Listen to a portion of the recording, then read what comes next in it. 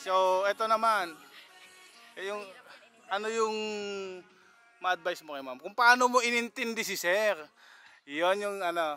Share mo yung teknikan kay kay bride. Sige, kausapin niyo po siya. Harap po kayo sa kanya. Kunyari walang camera.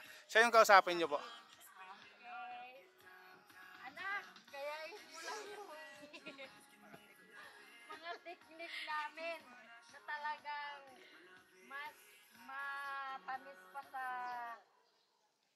asukal. Parang code style. At laging ang daddy mo ang nag-uunawa sa akin. Kahit lagi ko siyang naaway, siya pa rin talagang sumusuyo sa akin. Kaya yun ang kailangan technique natin mga babae. Tama. Ayun lang anak.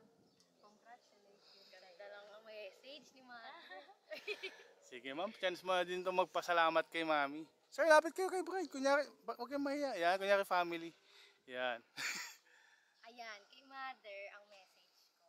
Thank you. Walang sawang thank you din tulad kay Father kasi lagi mo akong pinapagalitan. Lagi mo akong binubungangaan tuwing umaga. Yan, natutuloy ako, na-adapt ko na. Ako naman yung mabunganga. Ayun. Sa I love you naman, tapos hug naman.